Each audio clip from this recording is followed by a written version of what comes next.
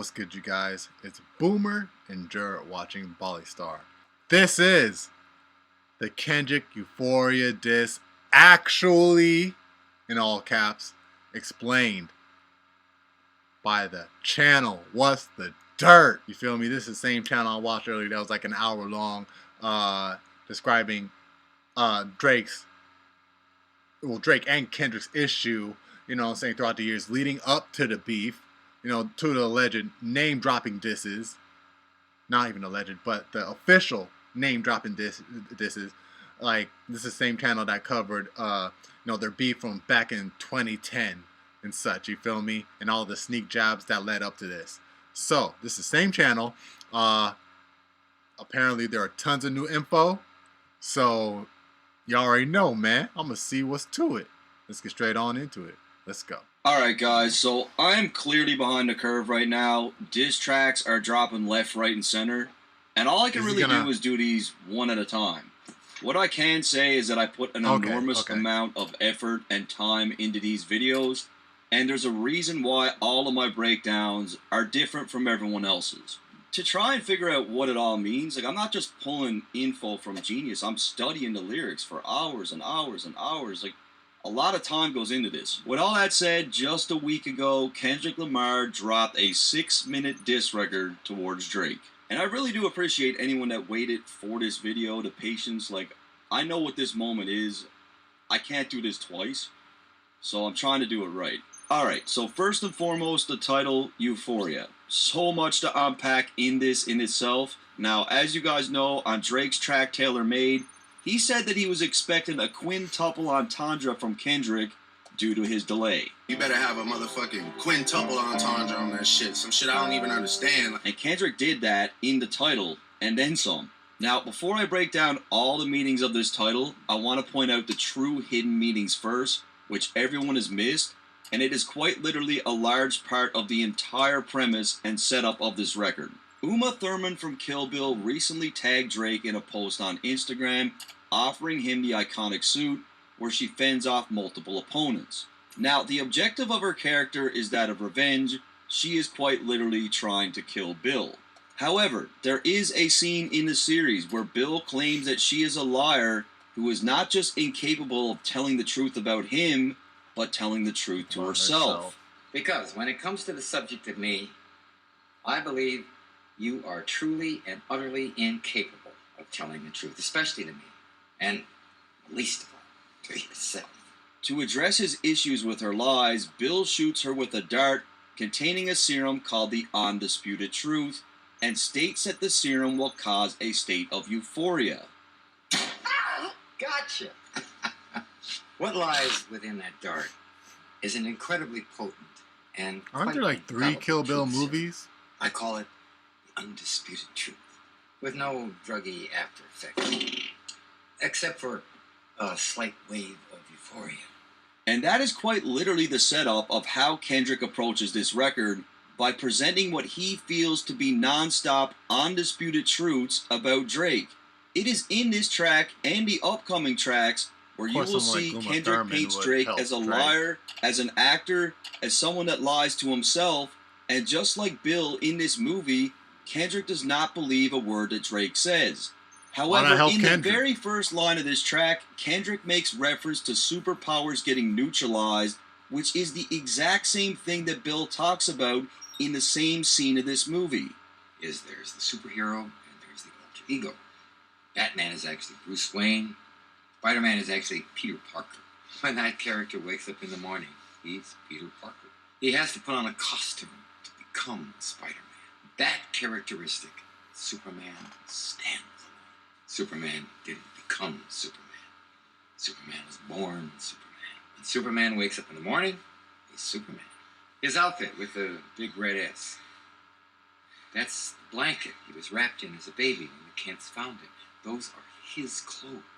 Bill describes the alter ego of superheroes who require a costume to become that character. I gotta rewatch that part of the movie. I think that was number 3, the last one, if there are 3. I remember 1 and 2, but were there 3? This is exactly what Kendrick does in most of this record, as he strategically picks Drake's character apart. Bill then goes on to point out that Superman is always Superman. When he wakes up in the morning, he does not have a character, he was born Superman. Now, as we move further into this track, and as Kendrick alludes to Drake being a fraud, Kendrick is saying that when it comes to hip-hop, he is Superman. He was born this person in the culture that Drake impersonates with no need for a costume. So when Kendrick refers to superpowers becoming neutralized, he is essentially saying that in this track and in this war, he is removing the costume from Drake to expose his true identity. And speaking of beef, let me tell you about today's sponsor, Cook Unity.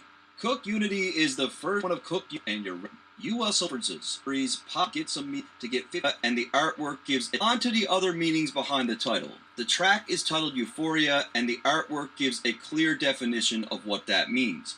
Secondly, the artwork then also provides an example of the word euphoria being used in an actual sentence where it states, "They had almost a week to recover from the euphoria of Tuesday's series-winning victory, and Kendrick dropped the track on a Tuesday, alluding to how this I just now realized he spelled you. States, they had almost a week to recover from the euphoria of Tuesday's series-winning victory, and Kendrick dropped the track." The U in Euphoria, that's like, what was that? Isn't that like some Roman numeral? So I don't know. It's something, but the U is spelled that way.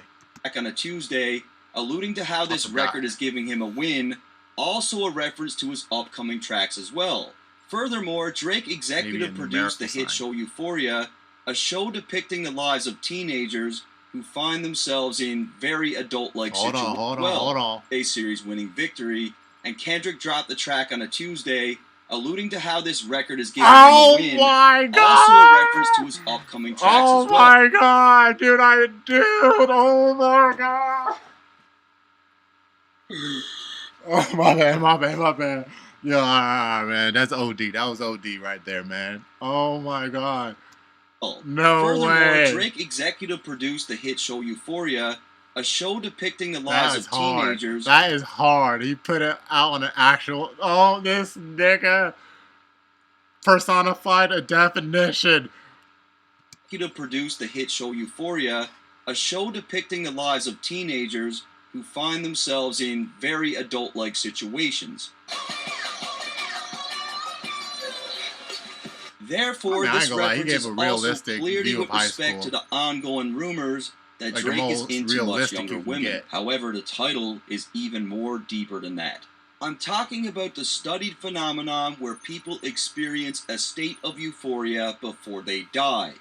This is by far the most strategic use of the title, as this is exactly what happened to Drake. Euphoria is in every sense of the word a die. This title is even more deeper than that.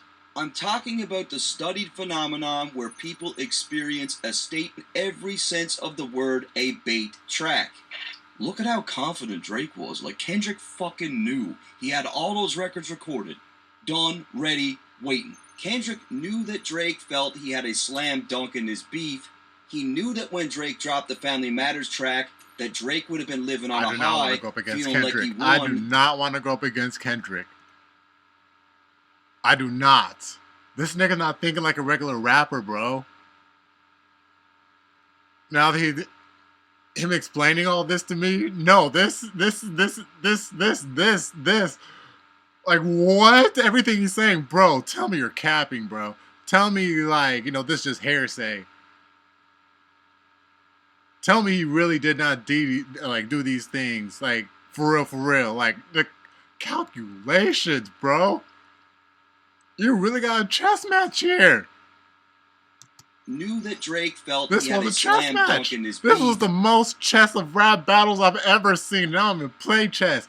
I understand most of it, and I remember somebody taught me as I was playing it, but I forgot. It was only one time.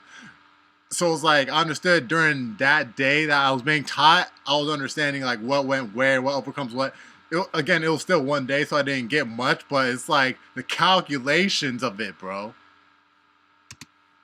He knew that when Drake dropped the Family Matters track, that Drake would have been living on a high, feeling like he won, leaving Drake in a state of euphoria.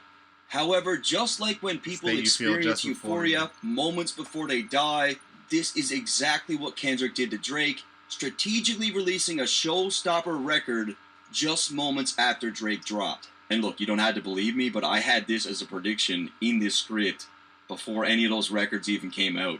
I truly made the connection that Drake would experience a great deal of euphoria from that release, only to have it taken away by Kendrick. And it sucks that I couldn't get the video out in time, but seeing it all come true, it doesn't matter really when you got it out, as long as you got it out. All the time and effort that I put into this shit really does hold some weight. Yeah, so this was literally all part of his plan. The long wait, the being quiet, like making Drake believe that he had the upper hand. Strategy, chess. Fucking phenomenal. With the title out of the way, I've seen some theories bouncing around that are trying to support the claims of Drake being involved with younger women through the use of the date that the record dropped, April 30th, also known as National Children's Day. It's a holiday in Mexico, it's not an American holiday. I don't see the significance. Then we got the theory of Kendrick holding back the record to drop it on the date that the funny mustache man was killed, and given the fact that Drake is of that faith, people seem to think that something is also here. It doesn't make any sense. Date that the funny mustache man was killed, and given the fact that Drake is of that faith, people seem to think that something is also here. It doesn't make any sense. Like the funny mustache man, when he died, that was like one of the best things to ever happen for that religion. Quite literally the ending of suffering. Like, it just doesn't make sense. Outside of the date, the time that the record dropped... Wait, I thought it was one way back. Oh my god, the double entendre and dropping that on that date. Oh my god. Oh my god. I do not want to go up against Kendrick, bro. No. I'm only 10 minutes in. He's telling me, mind-ripping things, bro. Like, this is ripping my mind apart. If y'all don't see the double entendre in it, bro, it's like dropping it right when the... I'm going to say what he says. The funny mustache, man. The double entendre in that alone is like because Drake... That might be a repeat of what he just said. Drake is of that faith. And what the funny mustache man did, you know what I'm saying? But dropping it on the day that he, you know what I'm saying? Means it's the start of like what he said, a great day. That was the best day ever because it's like, you know what I'm saying? Like, you know, the day that, you know what I'm saying? Like, it became like, you know, can I say the JEW? Jeez, just like everything gets so, like, censored nowadays. It's so crazy, bro. It's like now, it's like saying the J word, like saying the N word now. Now I'm saying the J word.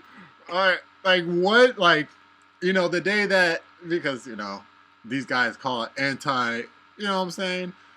But, yeah, it's like the day that he got, it was like, you know, they're all set free to live their lives normally again and, you know, just be free. And like, it was a really good day. It was just a really good day for the whole world. So it's like he dropped it, meaning like it's a brand new day. He dropped it. It's like a double entendre because it, like, you know, became a brand new day after Kendrick dropped. For who? Well, that's just what you're going to have to figure out. You feel me? Or who you're just going to have to figure out yourself. Up was 8:24 p.m., which is an ode to Kobe Bryant, who wore the numbers 8 and 24. It just doesn't make sense. Outside of the date, the time that the record dropped was 8:24 p.m., which is an ode to Kobe Bryant, who wore the numbers 8 and 24. Euphoria is glorified and made his. That one does make sense. So we looked at the title, we looked at the date, the time, now let's look at the beat selection. Structurally, the track is broken up into 3 parts with 3 different beats, which is deliberate and very clever, as Kendrick plays off one of his hardest lines from Like That. And over a hard beat. I hope they come with 3 switches, and then he comes with 3 switches. Like, that's tough. The first beat is important for me to mention, as Kendrick samples a track from Teddy Pendergrass called You're My Latest, My Greatest Inspiration. More beautiful than the Mona Lisa. Now, I've seen some outrageous rumors being spread that Teddy Pendergrass had previous allegations of messing with kids that are not only completely unsubstantiated, but documented absolutely nowhere. While my primary focus is breaking down this record, in doing this, I feel obligated to point out things that are just blatantly untrue. And look, I know Teddy had his fair share of scandals, but to just be pulling this information out of your ass and throwing it up online, especially when it comes to claims like this, like, you should probably stop doing that. However, interestingly enough, Teddy covered a song by Drake's uncle Larry Graham, who is a Hall of Fame inducted musician. Now, you can best believe that this is not a coincidence and there's a deeper meaning behind the use of this sample. I'm just unclear of what that could be.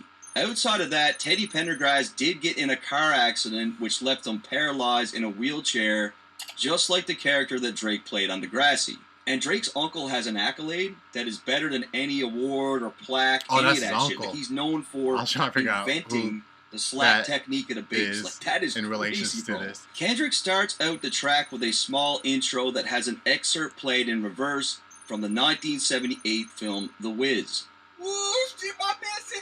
Euphoria.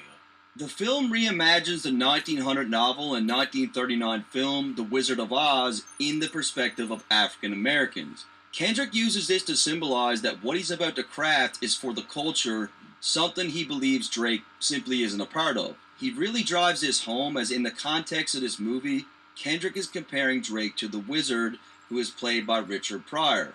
Pryor's Wizard is initially looked at as someone who is feared and respected. He uses technology and trickery to maintain his illusion of power, but is soon discovered to be a fraud.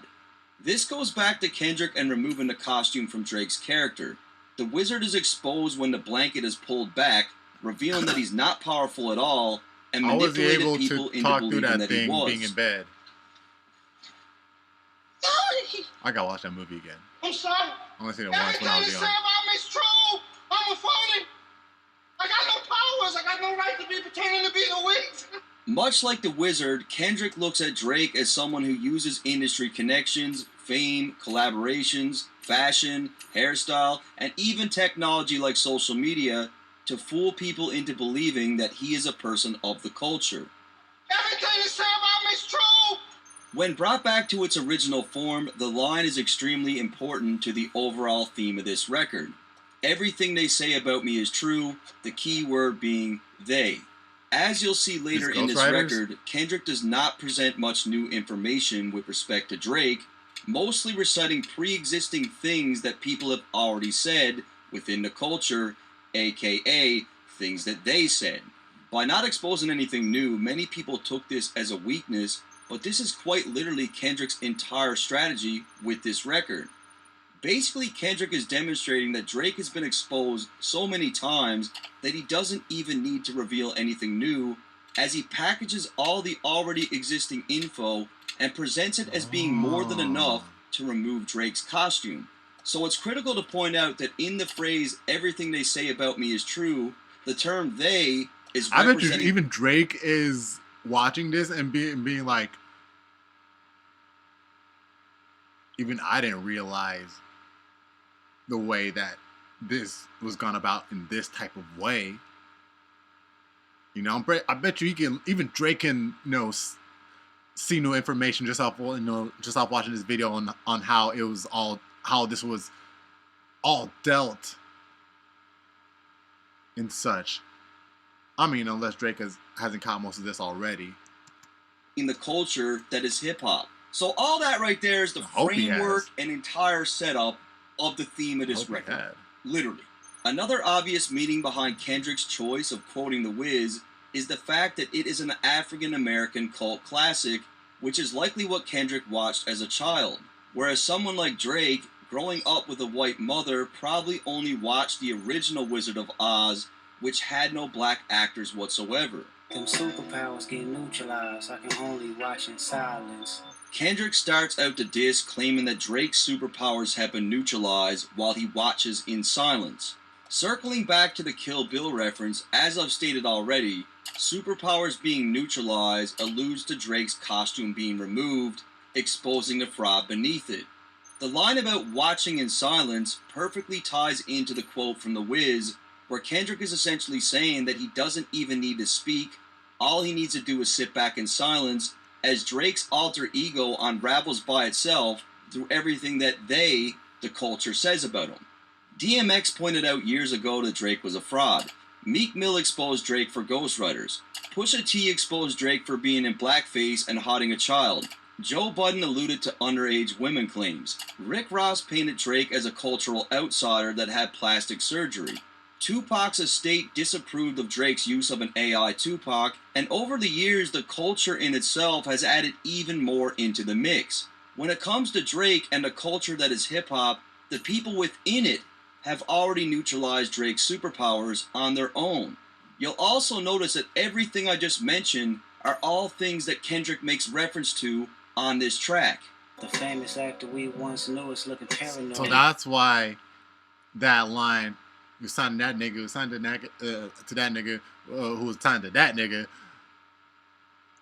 Like, you know, it was basic. You know, I already got that. You know, it was like obvious a Pusha T line, but the fact it was just incorporated in there because it was all collection. And using that, using what he researched in his final essay or something, you know what I'm saying? Like, dude did a rough draft, you know what I'm saying? Collected, what did the teachers call it? Freaking collect new information or citations or whatever off of books just to make, you know, that final essay of a book report or whatever the fuck. You know what I'm saying? It's like that. And everything he said in the beginning was crazy in the way he dropped it, the way he turned it in. You'll also notice that everything I just mentioned are all things that Kendrick makes reference to on this track. The famous actor we once knew is looking paranoid and now spiraling. So right off rip, in the second line, Kendrick begins to chip away at Drake's hip-hop persona. This line is not just directed at Drake for being an actor on Degrassi, but as an actor within the culture that is hip-hop. You're moving just like a degenerate. You know, I got that little tidbit type of feeling, like that's what it was when he first entered. It was like, it was unseeable, it was untraceable feeling within me. It was like somewhere deep within me felt that way. It was like, because I used to watch Degrassi, you know what I'm saying? Caught a couple episodes here and there, you know what I'm saying? And yeah, it's like, again, I just see. Like, that's why I thought right when Drake started, it was so crazy to call him Drake, because I knew him as Wheelchair Jimmy, nigga. The whole time I knew this nigga as Wheelchair Jimmy, and now just calling him another name just felt weird. It felt so weird. But like as time passed, you know, like I seem to forget to call him Wheelchair Jimmy, because, you know, he was done being on that show once he became a full-fledged artist. Oh, trust me, once he was with Lil Wayne, that's how I knew he was done with the show, bro. You feel me? That's how I knew. And I was like, oh, okay, so I guess it was just like with this new level of occupation I saw him get into, it's like that name just like fit in that pocket. You know what I'm saying? And I started seeing that pocket more and more and more than him on the show, to where his name was known as this. You feel me? So it's like, you know, now in that pocket of a new lane of occupation he's taken upon of, you know, the name stuck more, you know, especially the more he kept elevating. It's like, damn, Drake, oh shit, that name is just rolling off the tongue now. No Diddy, you feel me? It's like, I mean, what was he? Wheelchair Jimmy. Yeah. Dang. That's crazy. It's like, Drake used to be that dude? It's like, now you're starting to think that way. Like, crazy how the shifts go, man. Every antique is feeling distasteful. This line acts as a double entendre where, one, Kendrick refers to Drake as a degenerate, likely due to his internet antics and the way that he moves in general. He seemingly supports this further by labeling Drake's AI diss as a distasteful, cheap gimmick. Whoa. And secondly, he's why did I never see it that way? Distasteful? Oh, what do you say again? Like a degenerate, every antic is feeling distasteful. Oh my god, they should have said it something like, man, that wasn't a diss, that was distasteful, nigga. That was a distasteful or some shit say it some way like that. This line acts as a double entendre where one, Kendrick refers to Drake as a degenerate, likely due to his internet antics and the way that he moves in general. He seemingly supports this further by labeling Drake's AI diss as a distasteful cheap gimmick. And secondly, he is watching Drake's career degenerate, meaning to downgrade in terms of quality and how it's being perceived. I ain't gonna lie, that was like the most pussy kind of diss, and that's like the best word I can say for it right now. The most pussy kind of diss when you have to act as someone else. You know what I'm saying? But again, Drake's good at acting. So like, it's a 50-50 because some will see it as like a great diss because it's like, damn, you dissed them by being these two people that were supposed to like, you know, nurture, you know, a person of the same region, the West Coast, you know, nurture their rap career, you know what I'm saying? Like, yeah. And, you know, portraying as them, like, bro, it was like an, oh my god, I can't believe you did that, and that was the most pussy way you could do that. It's like, why act as someone else? You can't be yourself or so, you know what I'm saying? It's like, you know, it's corny. It's corny. That shit was straight up corny, bro. It's like, come on, bro. That's why I say it's 50-50. It was hard, but it was corny. It's like, and that, honestly, that's what I think Drake is to me most times, bro. It's like, some of his songs be going hard. Be going really, really hard. Oh, shit, not even some. Most of his songs that aren't soft, not the soft songs. Soft chin. What was it? Soft chin songs or something? Kendrick said. But, you know, not the smooth songs for the ladies. You know, I'm talking about the actual hard songs Drake did. You know what I'm saying? Like, some of them, to most of them, be going hard. For real. But the way this dude moves sometimes... And again, yeah, his antics, the pictures that he be taking, you know what I'm saying? Him with those clips in there. It's corny. I'm sorry. It's corny. It's corny, bro. So, yeah, it's 50-50, bro. Why calculate? You're not as calculated. I can even predict your angles. So first and foremost, Kendrick uses a play on words in a mathematics setting, referencing calculations and angles. Furthermore, he paints Drake as someone who is not as calculated as he might believe, claiming that he can predict his every move, which is exactly what he did. He predicted what Drake was going to do on the Family Matters record. Fabricate stories on the family front. Hey, what? Drake was going to do on the Family Matters record. Fabricate stories on the family front because you heard Mr. Morale. In the first... Okay. Tell me if I'm wrong or if I'm right. Matters record. Fabricate stories on the... Even predicted the future Family Matters record. Of course, it was just why he made that rebuttal. But, okay. Fabricating stories on the family front because you heard Mr. Morale. Okay, cut that, half that line out. Fabricating stories on the family. Oh my god.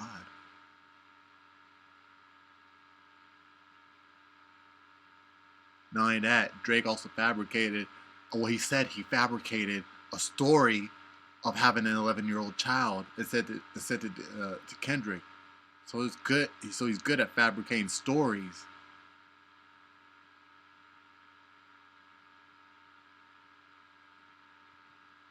He might believe, claiming that he can predict his every move, which is exactly what he did. He predicted what Drake was going to do on the Family Matters record. So Kendrick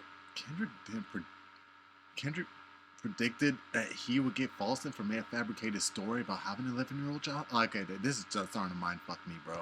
Fabricate stories on the family front because you heard again, this is a whole chess match, and I didn't get that far into chess. Kendrick alludes to Drake seemingly suggesting on push-ups that Kendrick's wife might have been unfaithful. Not that intricately. Kendrick addressed his infidelity. And I mean, not that intricately, meaning like, you know, some chess master type shit. Like the two biggest chess masters facing off for the trophy. You know what I'm saying? I've been seeing some of the movies.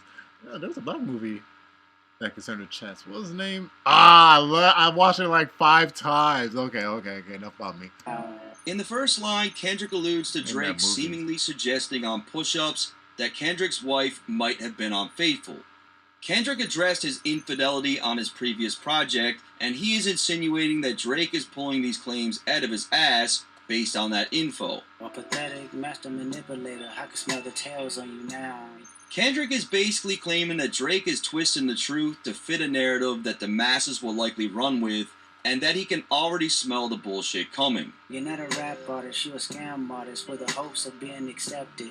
Following the theme of the record, Kendrick continues to drive home that Drake is simply not the person who he appears to be, by claiming that Drake is desperate to be accepted, and that he fabricated a persona to make that happen. Drake claims he wasn't cool in high school. He made a character. It was, I just always felt like an outsider. I went... Tommy Hilfiger stood out, but FUBU never had been your collection. Kendrick claims that Drake is far more Tommy Hilfiger, a brand that is far more common in a white man's wardrobe. Furthermore, allegations were made years ago that Tommy Hilfiger was racist, not approving of different ethnicities wearing his brand. For the record, this has been proven not to be true, but it was a narrative back in the day. Kendrick claims that Drake never had any FUBU in his collection, which is a masterful line in itself, truly helping to drive home the approach with this record. FUBU is a black-owned company with the slogan, "For Us, By Us," but more importantly, FUBU is very much a hip-hop company. Why did it die out? Got mass appeal. That's one thing I would really like to know. I'm just keeping it real. What Kendrick is really trying to drive home here is that just like FUBU, hip-hop is a culture that is for the people, by the people, and that is something that Drake has no ties to, as he is an outsider. Kendrick could also be referring to a fairly recent picture of Drake wearing FUBU, and I couldn't find any other pictures in existence where he's doing that. Now again, to be fair, which I am, Drake posted a drawing that he did from when he was a kid. It was like a cat or something, and it was wearing a FUBU hat. So he obviously knew about the brand from a young age. Nigga had Adonis draw that. Music that electrify him. You make music that pacify him. Kendrick points out that his music electrifies people. What he means by this is his music requires people to think, as the brain generates electrical activity when it processes thoughts. This diss record in itself is proof of just how layered his music can get. Kendrick creates music about real-world issues in a very poetic way that involves a great deal of comprehension. In the case of Drake, he claims that he makes music that pacifies them.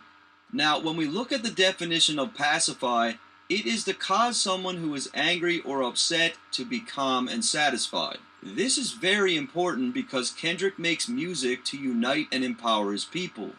As we've seen in the past, protesters literally use his lyrics to make a statement.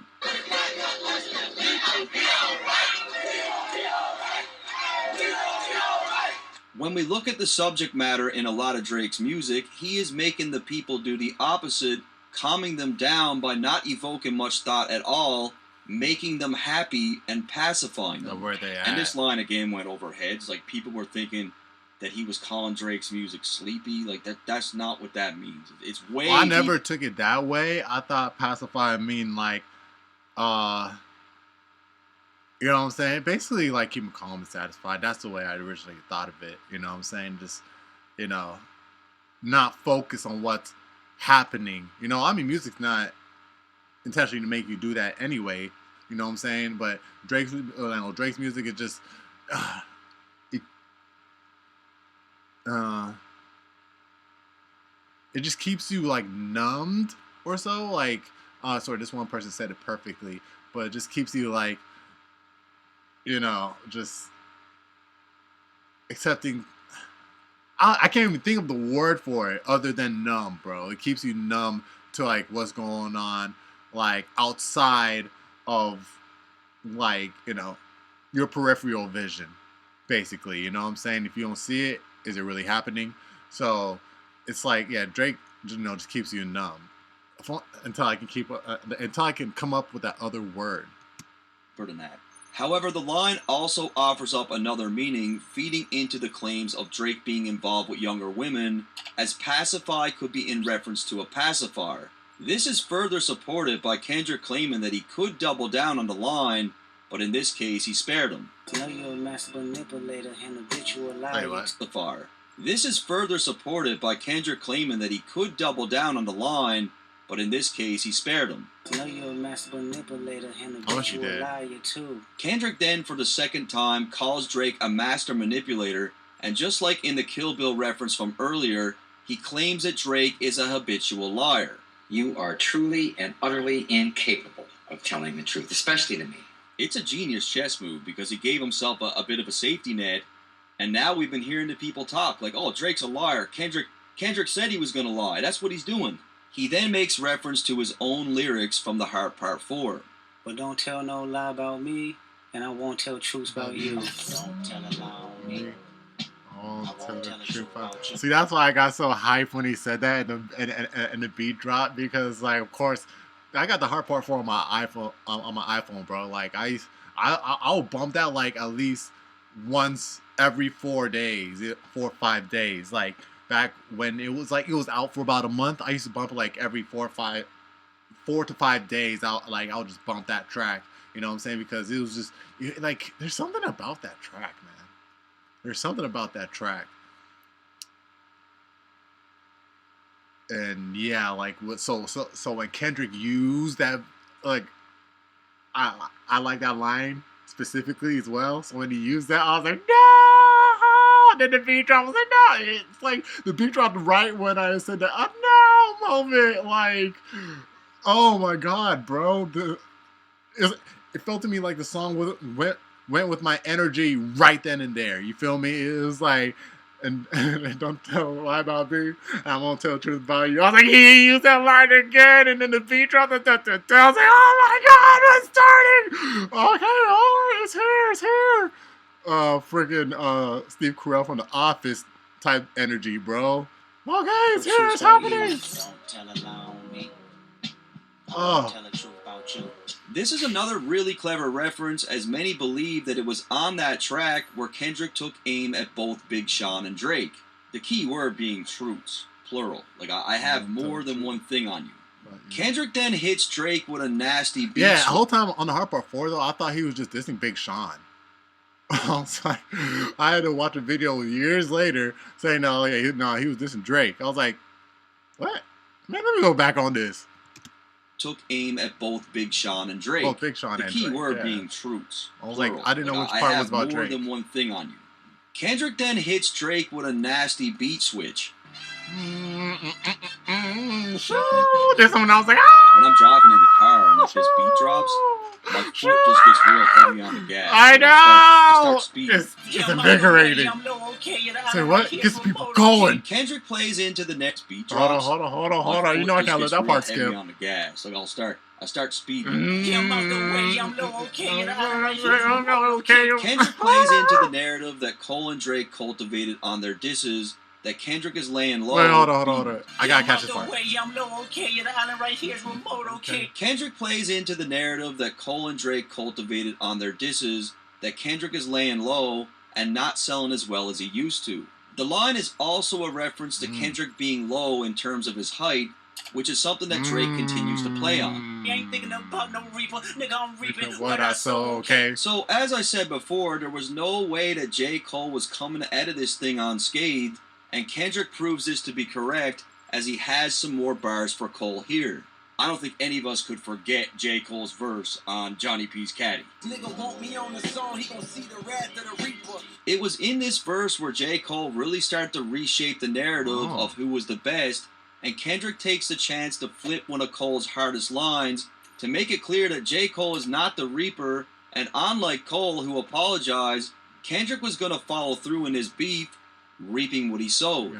I said this 2 months ago. I thought that J. Cole was taking shots at Kendrick on Johnny P's Caddy. I do think he is talking to someone, and that someone, I feel like, is Kendrick Lamar. And Kendrick thought the same thing. I mean, there's a reason why he's referencing that record in particular. You got a Benjamin and a Jackson all in my house like I'm Joe K. So Kendrick really starts to put his pen on display. He makes reference to Benjamins and Jacksons, alluding to how he has plenty of money. This is likely a rebuttal to Drake's claims on push-ups regarding Kendrick's contract splits. However, the line is also in reference to Joe Jackson, who is Michael Jackson's father, and it's interesting to note that Michael Jackson also had a pet rat named Ben. Michael Jackson was weird from the jump. In this beef, the Michael Jackson and Prince thing... I used to have a pet mouse. I mean, granted, it was for a school project, but... yeah, that pet only lasted for like 2 days. And it's interesting to note that Michael Jackson also had a yeah, pet rat named Ben. Michael Jackson was weird from the jump. In this beef, the Michael Jackson and Prince thing just gets flipped and rebutted over and over again. And in this case, he's either calling Drake a rat, or someone in his team a rat, or both. There are multiple layers to this line alone. Kendrick brings up the Hellcat, which is a sports car, or both. There are multiple layers to this line alone. Kendrick brings up the Hellcat, which is a sports car trim for Dodge, but also by definition, a Hellcat is a spiteful, violent woman. Kendrick cleverly plays with the word hell, making it seem that Drake and his associates all sold their soul while simultaneously calling Drake a bitch. But in the next line, there's even more layers. Everybody wanna be demon till they get chipped by your throwaway. Kendrick continues the clever wordplay with his usage of the word demon, as the demon is a trim level above the Hellcat for Dodge cars. The use of the word chipped refers to the demon being chipped out so that it has specific programming tailored to its performance. Kendrick also uses the word demon as a play on Future's middle name, Demon, and references one of Future's tracks, Throwaway. Come for that nigga, get it over with. Come for that nigga, get it over with. Go and pet that puppy, get it over with. I always change the lyrics and sing that song to my dog. And being chipped by a throwaway is also a reference to being taken out by a gun, as when you commit a crime with a pistol, you throw away the piece to eliminate any evidence. Furthermore, being chipped by a throwaway is also in reference to Kendrick's track Like That, which is what sparked this entire thing. And what's even more nuts is that the Like That track was Future's record, the guy that he already referenced within the line.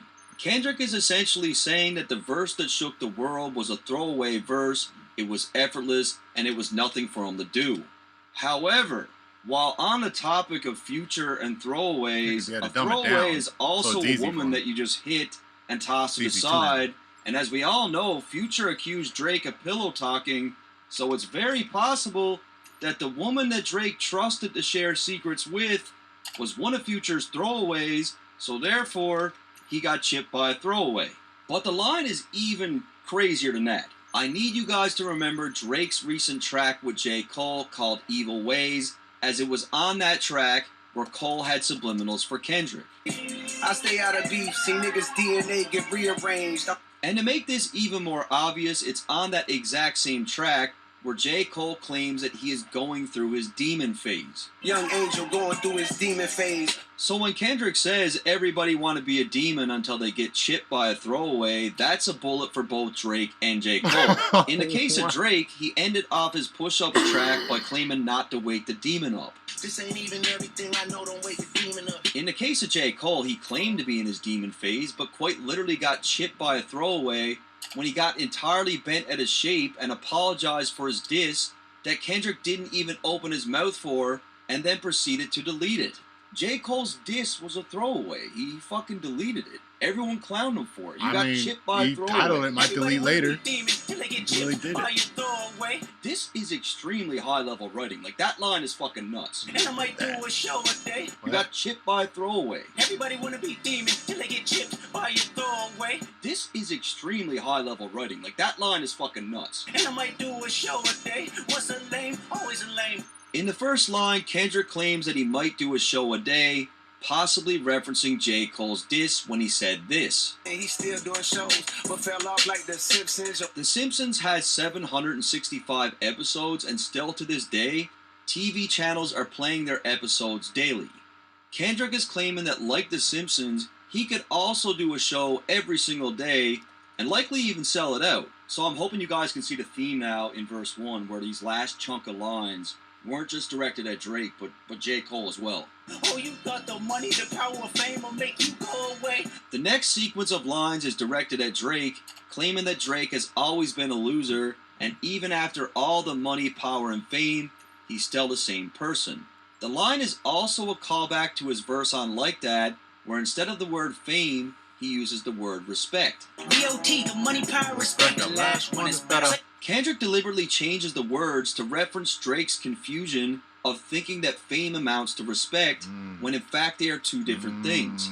Have you ever played? Have you ever? Okay, nigga, let's play. Kendrick then goes into a game of Have You Ever, but I also see this approach as Kendrick framing the questions somewhat like a therapy session. Have you ever watched your enemy down like with a poker face?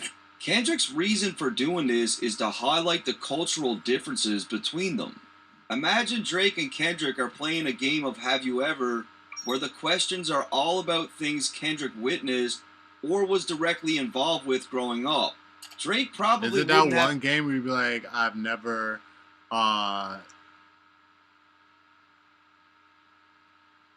ate a woman's booty hole, and you know the other person put their hand down and is like, yep, I've done that. Oh, okay. Much to say because he can't relate to Kendrick's experiences. Have you ever paid $500,000 like to an open case? In the second line, he alludes to Drake having to pay Drake is like, $500,000 to a woman that accused him of sexual assault. And I know the article says $350K, but when you transfer that into our shitty Canadian dollar, it's pretty close. I hate when a rapper talk about guns, then somebody died, they turn into nuns. Again, there are a lot of cultural references layered within this track, and Kendrick's approach to lines like this one is to point out the stark differences between himself and Drake. Kendrick has spoken on gun violence in his music before, and does it in a way that is very tactful, pushing to influence change. When we look at an artist like Drake, while he does have some lines that speak on gun violence in a way that could be helpful, he has far more gun-related bars that do the opposite. Then when we look at some of the alleged crimes that are connected to Drake and his inner circle, which could be a whole other video in itself, Kendrick is essentially painting Drake as someone that really doesn't care to make any strides towards change, and that when he does speak up, it's more of a PR move. Then hop online like pray for my city, he faking for likes and digital hugs. Passed down by elders. People don't even know about it. People don't even know the logistics of the beef or... And look, guys, like there is a theory Yeah, out I there. kind of realized all that, like, after Drake's second album or so. There was something going on, and, like, I'm pretty sure the hip-hop community was saying something about it, but I don't think Drake really said anything. So it's like... It was like around that time, like in the mid 2010s, where Drake was like, you know, becoming to be prominent already. Again, it was Have to Take Care, maybe between Nothing Was the Same, and yeah, like when something like that happened, I saw Drake in that certain light. It's like, oh, okay, so he's not gonna talk about that. I'm like, I mean, if you don't, of course, if you don't want to, you don't have to, but it's like.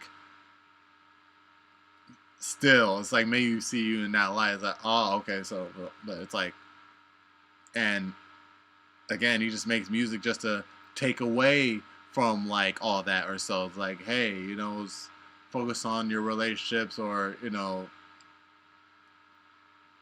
basically relationship type shit and stuff. That's, you know what I'm saying?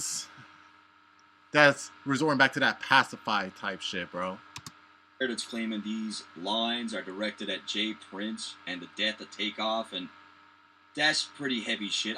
You guys already know I don't do that type of content on the channel. I just kind of keep it to the music. His daddy a killer, he wanna be junior, they must have forgot. Hey, what? Off, and that's pretty heavy shit. You guys already know I don't do that type of content on the channel. I just kind of keep it to the music. His daddy a killer, he wanna Yeah, be 'cause junior, it goes they there. must have forgot the shit that they done. Alright, so this line is fucking insane, and everyone missed some key references. First off, this is a shot towards Drake's actual father, Dennis. Unlike his brother... Alright, that's pretty heavy shit. You guys already know I don't do that type of content on the channel. I just kind of keep it to the music. His daddy a killer, he wanna be junior, they must have forgot the shit that they done. Alright, so this line is fucking insane, and everyone missed some key references. I First did, off, definitely. this is a shot towards Drake's actual father, Dennis. Unlike his brother, Larry Jr., who had a very successful music career, Drake's dad's career was far more lackluster. So when Kendrick says that he wanted to be like Junior, it's obvious that Dennis wanted a career that was as successful as his older brother, but that just didn't happen. To add the cherry on top, Drake's grandfather, who went by Larry Sr., was also a musician, so Larry Jr. quite literally took the reins and not Dennis. Then when we look at the fact that Drake's dad has literally tried to ignite his own career by piggybacking off Drake's success, it makes even more sense. Even on his official website, the promotions are not even tagged as Dennis Graham, but as Drake's dad. You gotta hit the like button for that one. Come on. The next reference was also missed by pretty much everyone, and given the fact that I watched The Sopranos in full at least 10 times, I caught this one right away. You're gonna listen to me, Christopher. This is a fucking business. Sorry, that's just my favorite show. In The Sopranos, just like his father before him, Tony wanted to be the boss and overtake his Uncle Junior's place.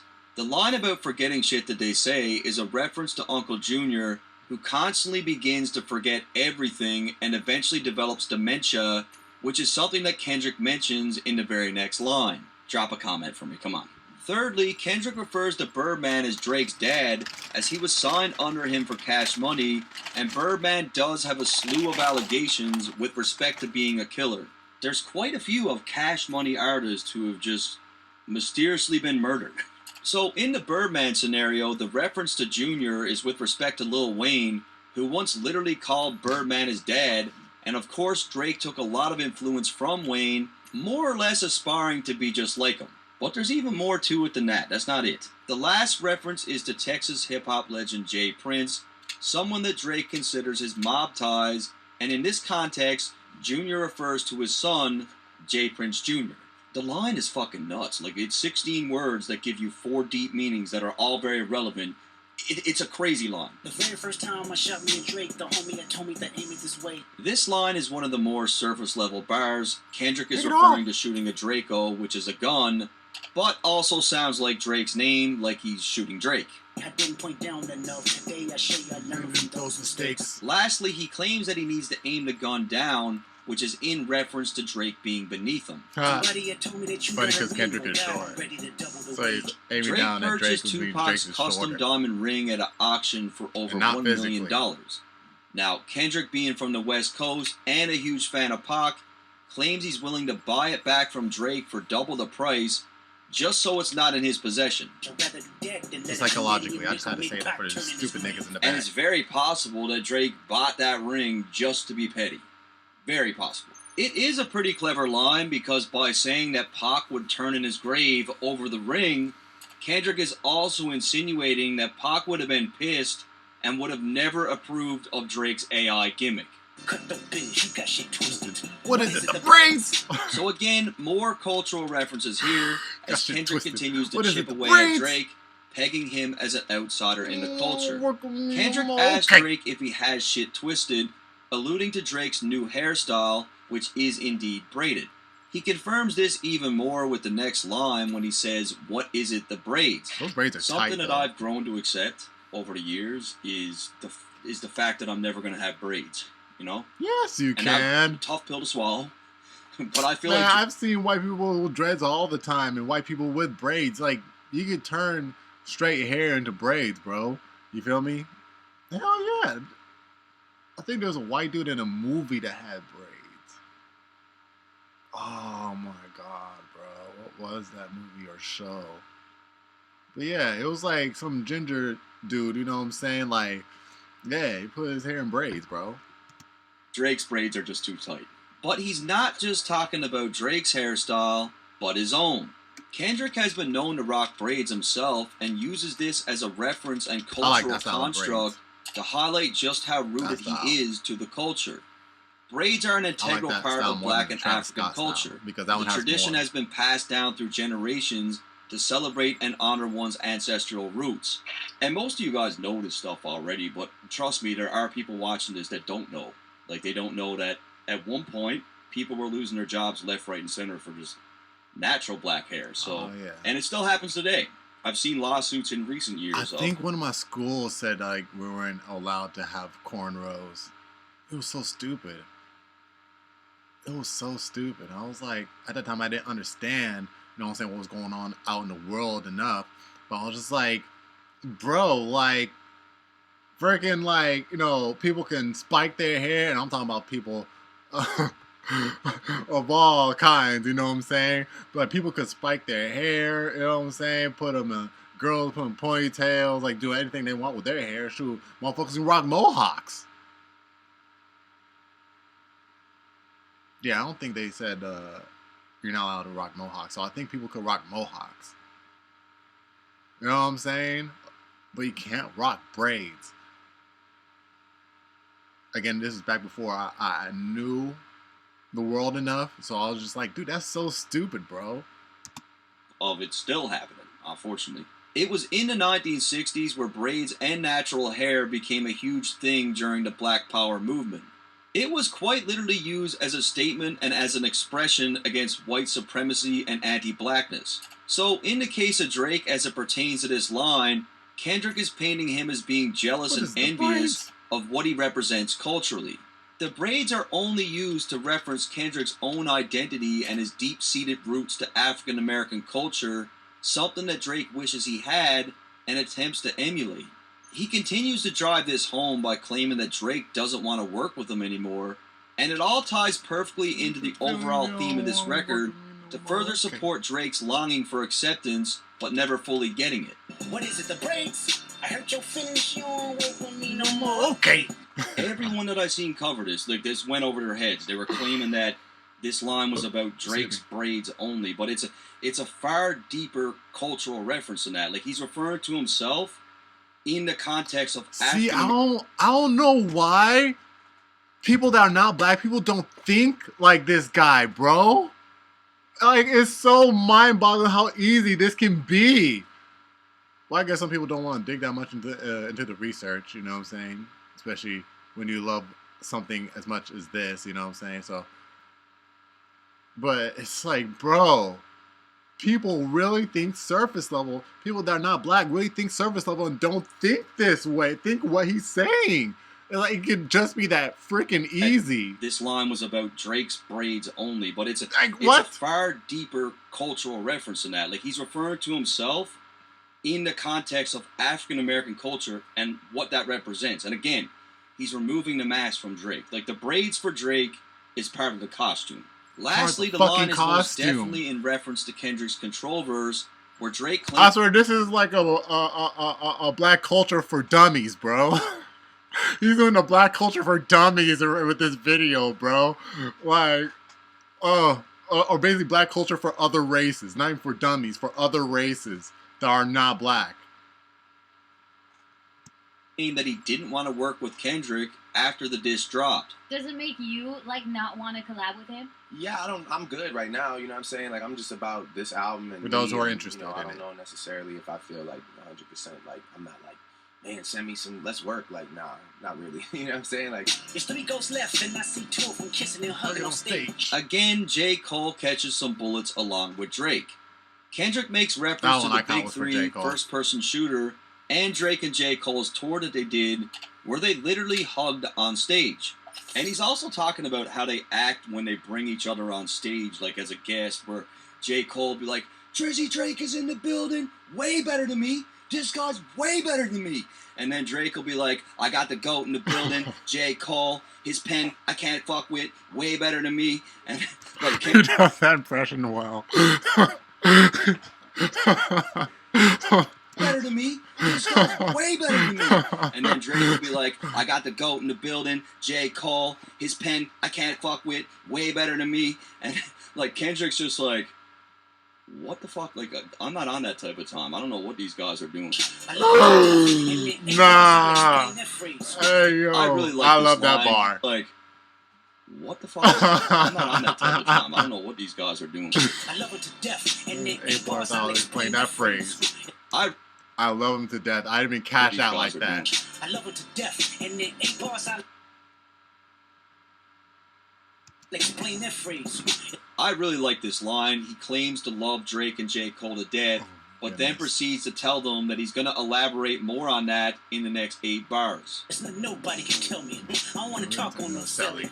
Personally, with this one, I believe he is talking directly to J. Cole, who felt extremely bad about his diss and very likely tried to make contact. Oh, really?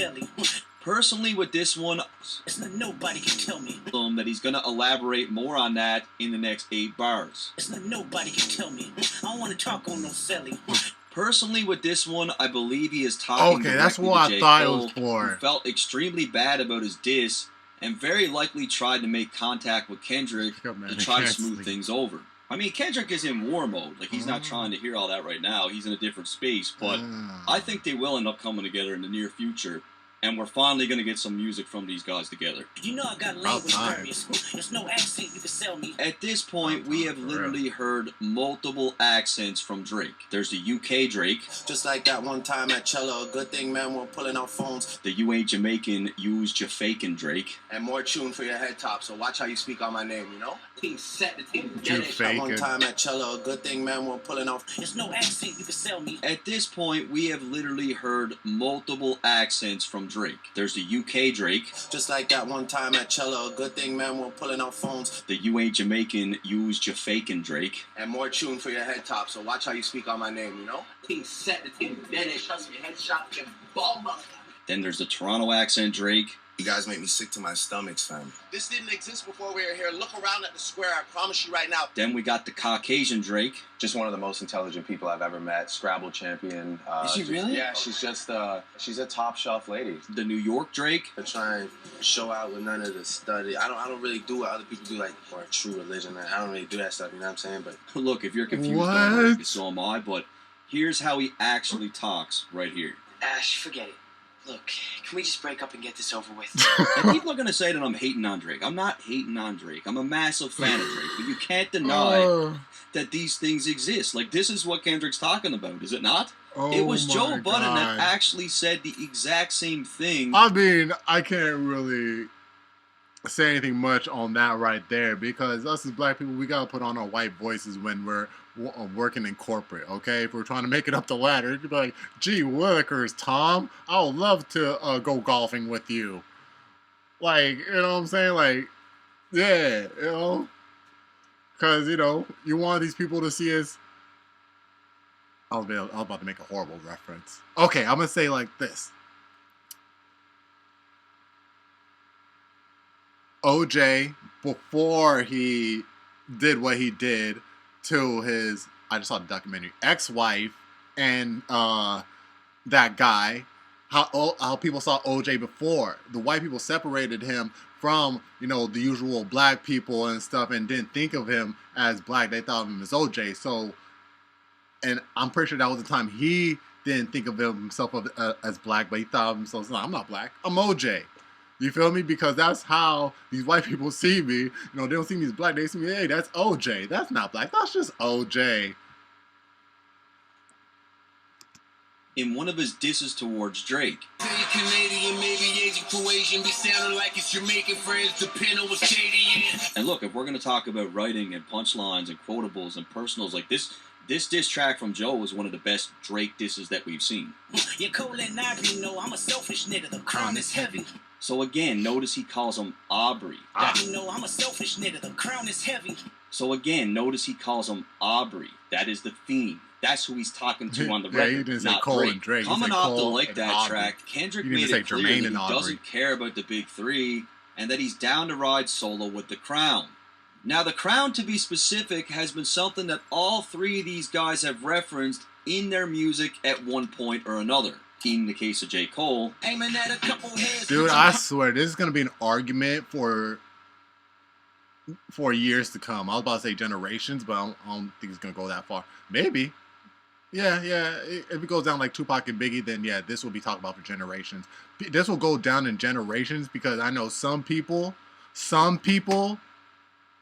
are going to still withhold their thoughts of the battle to where they're going to argue with the majority. You know what I'm saying? If you get what I'm talking about now, they're going to argue with the majority and pass it down to their generation, and their generations are possibly going to carry on that thought that we had at the time this happened. You feel me? Unless that generation, you know what I'm saying, the next generation is, or will be smart to really look into this as we did for Tupac and Biggie. You know, some of us as a generation, you know, I'm talking about like millennials, Gen Z, hell, even Gen A now, you know. No, not Gen A. Okay, millennials and Gen Z. You know what I'm saying? Go back on the Tupac and Biggie situation, the way that we would go back on. You know, some of us would be so interested in the Tupac and Biggie beef and stuff. You know what I'm saying? You know, listening on everything. You know, that was going on and stuff. If the next generation goes back to Kendrick and Drake, you know what I'm saying, and really get what's going on, some will be smart to know what was what. You feel me? But yeah. Music at one point or another.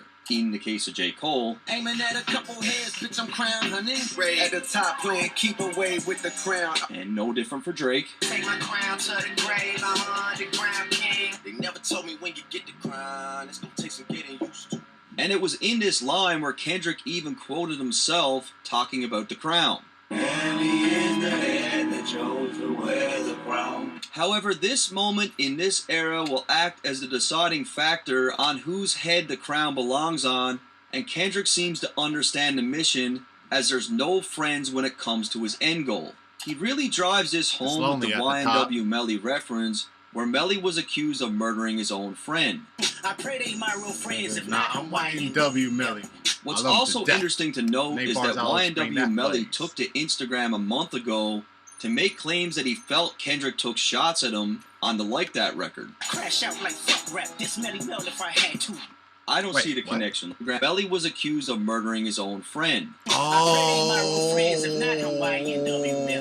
What's also interesting to note is that YNW Melly took to Instagram a month ago to make claims that he felt Kendrick thought we was cool. I think that's for the record.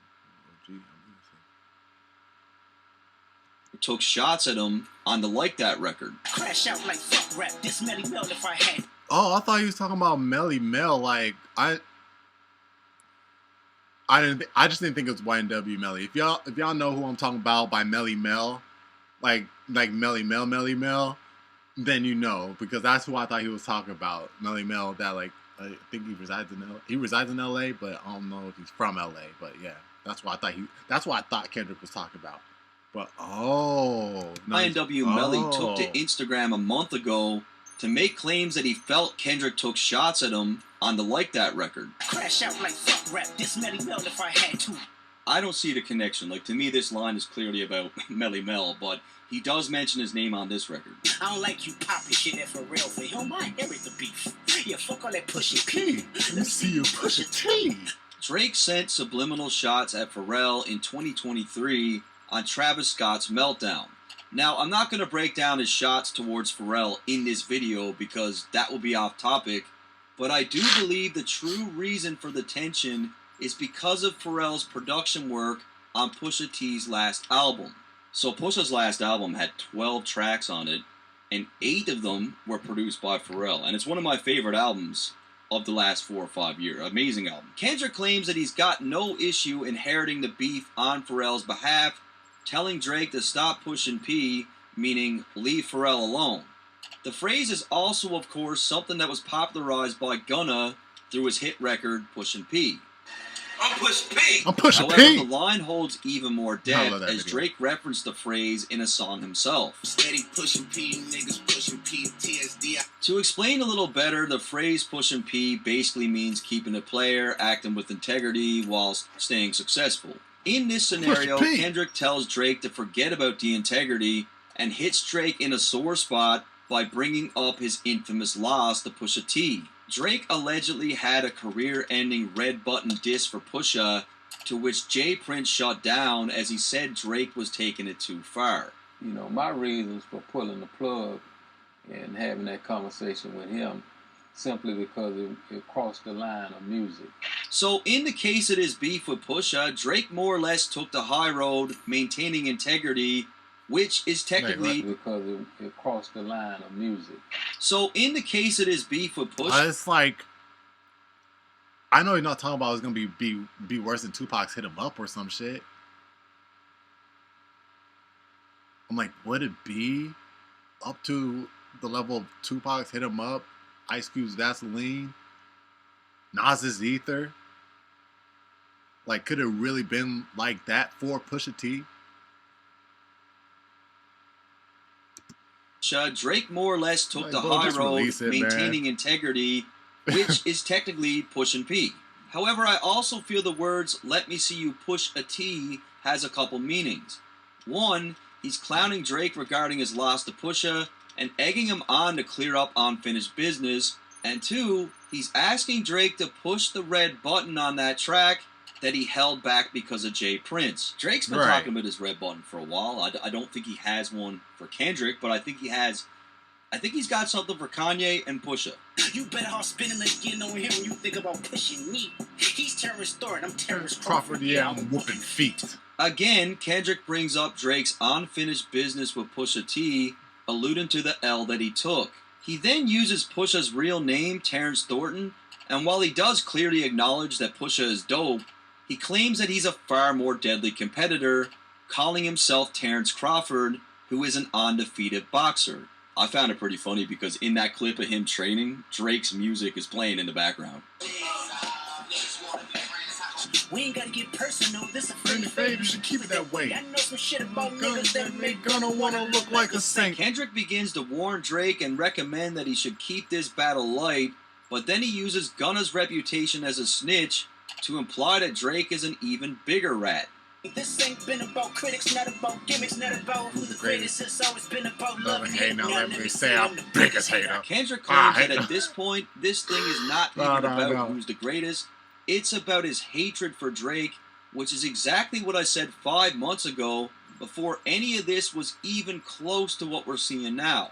I've said it multiple times on this channel, like he just does not like Drake. Kendrick then goes into an all-out hate Drake rant. I hate the way that you walk, the way that you talk, I hate the way that you dress. So again, as I mentioned before... For those that have not seen my previous reaction talking about the way Kendrick says hate, bro, you know what I'm saying? I'm going to say it again in case you see this video, not the other one.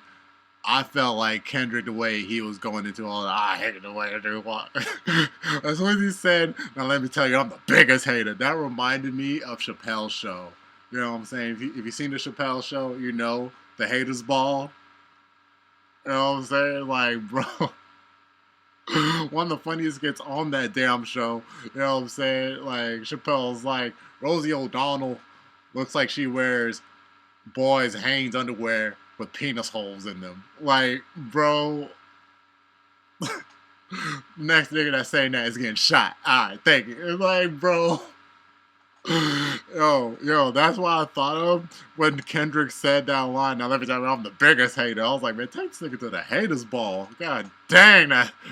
You know what I'm saying? Yo. Like Drake. Kendrick then goes into an all-out hate Drake rant. I hate the way that you walk, the way that you talk, I hate the way that you dress. I also love this as well because Academics, DJ Academics, when he was listening to this, when this first started, it's almost like Kendrick was talking to this nigga listening with the meanest mug on his damn face, bro. Eat this nigga's hair. Like, bro, oh my god, it reminded me of Kendrick To Pimp a Butterfly. Not that song I Love Myself, but the song You, you know, the letter U. It's like the end of that song, bro. Like, that's how Academics felt. Just you know, looking back at the screen, you know what I'm saying, first listening to this song, and he heard that line, he's like, he looked back at that screen, he's like Snoop Dogg off the wash, you know what I'm saying, watching Dr. Dre when he was getting his swerve on with that chicken stuff through the door. You look down at their feet, Snoop looked back up, see Dr. Dre and the girl looking at him. I love that scene. Snoop's face, like, you know what I'm saying? Like, that was Axe's face when he heard this, bro. So again, like, he just does not like Drake. Kendrick then goes into an all-out hate Drake rant. Axe's face when he heard this. You walk, the way that you talk, I hate the way that you dress. So again, as I mentioned before, the theme of this record for Kendrick is to bring up things that other people in the culture have said, and in this case, he's referencing DMX's thoughts about Drake. Why don't you like Drake? I don't like anything about Drake. Mom, I don't like his voice. I don't like what he talks about. I don't. See, I be trying to tell his face. I'm sorry, Drake. this is Why funny. don't you like Drake? I don't like anything about I don't like anything about Drake. I don't like his voice. I don't like what he talks about. I don't. See, I be trying to tell his face. I don't like when he walks like nothing. I don't like his haircut. I hate the way that you sneak this. If I catch flight, it's gonna be direct. At first, this line confused me because Kendrick is known to sneak diss himself, but the more I thought about it, he says he hates Wait, hold on. I don't like what he talks about. I don't. See, I be trying to tell his face. Alright, one more time. I just had to do it one more time. I like his haircut. If I catch flight, it's gonna be direct. At first, this line confused me because Kendrick is known to sneak diss himself, but the more I thought about it, he says he hates the way that Drake sneak disses. When it comes to Kendrick and sending shots, his subliminals are usually caught by everyone right away, as he makes it pretty obvious who he's talking to. However, in the case of Drake, he goes about it in an entirely different way, where he sneak disses people to the point. It's almost like talking over your, talking under your breath. He was like, no, he's not. Would you say nothing? It's like in that sense that Drake, disses in that type of sneak diss. Only his intended target picks up on it. Kendrick likely despises this approach because it limits being able to respond to where the people would even understand where it originated from. We hate the bitches you fuck cause they confuse themselves with Real women. Kendrick then takes a shot at Drake for the women that he sleeps with. This could be in reference to him being involved with younger females, or the fact that Drake likely sleeps with the fakest, dumbest, self-absorbed women imaginable. And then notice I said we, it's not just me, I'm what the culture feeling. Very ruthless and direct line from Kendrick, just like the line from The Wiz, everything they say about me is true, and just like the Kill Bill theory, Kendrick is dishing out what he feels to be undisputed truths. I call it the undisputed truth. Now, when he says, I'm what the culture feeling, it has two meanings where one, the culture agrees with what he's saying on this record, and two, the culture is literally feeling Kendrick as they have embraced him as the face to carry the genre. How many more fairy tale stories about your life till we had enough? How many more black features till you finally feel that you're black enough? Kendrick starts to lay it on heavy and begins to deconstruct Drake's character. He references fairy tales about his life, which is most definitely regarding the subject matter of Drake's music over the years, where he tends to personify a tough guy act. He then questions Drake on how many black features does he need, which has a great deal of depth culturally. If we look at black art throughout history, the white man has been guilty of profiting, stealing, and claiming things as their own. Not only is Kendrick claiming that Drake hops from wave to gain notoriety, he's strategically lumping him in with what is commonly done by outsiders and executives who use people in the culture for their own benefit. On one of Joe Budden's disses to Drake, he broke this down really well. You leverage your celeb taking waves over that territorial takeover. So right away, this is exactly what Kendrick's talking about. Maybe you think nobody notices. Gucci wasn't home 2 seconds before you wrote his dick. Gucci gets out of jail, Drake does a feature right away. Right away, He hops on the Versace beat, copies that Migos flow, and then he doesn't work with the Migos till years later. While they're still hot. So he did the song with Fetty. So he did the song with Fetty, didn't do the video, and then he just ghosted him. Sound like a zombie on a track. Never started from the bottom, it was zombie on the track. Know who else started from the bottom, zombie on the track. How come after that joint I don't see zombie on the track? So Mike Zombie is a producer that made the start I from the didn't hear bottom Joe beat, Budden's but diss to after Drake. that track, Drake never worked with them again. He wasn't a well-known producer, and from what I can remember, Drake got the beat for an extremely cheap price. It's a story as old as time. Like, a lot of people have taken interest in black art, but then they take very little interest in the well-beings of the people who are making the art. And Joe made 4 different discs. Ding, ding, ding, ding, fucking message. As old as time. Like, a lot of people have taken interest in black art, but then they take very little interest in the well-beings of the people who are making the art. And Joe made 4 different diss tracks towards Drake, and when all this beef... he is invited to the BBQ. Lifelong pass. Him and his generation are invited to the barbecue. Lifelong eternity pass. This dude has the special pass to the Six Flags, bro.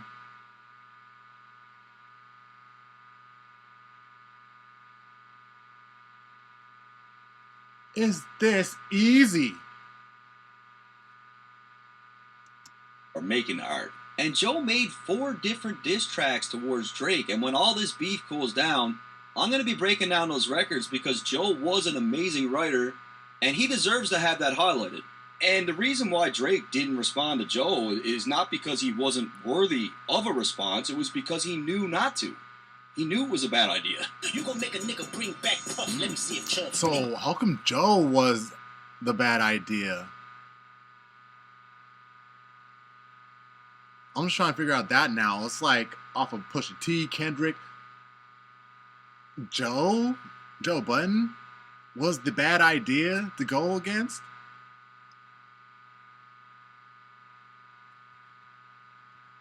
Like, a lot of people have taken interest in black art, but then they take very little interest in the well-beings of the people who are making the art. And Joe made 4 different diss tracks towards Drake, and when all this beef cools down, I'm going to be breaking down those records because Joe was an amazing writer, and he deserves to have that highlighted.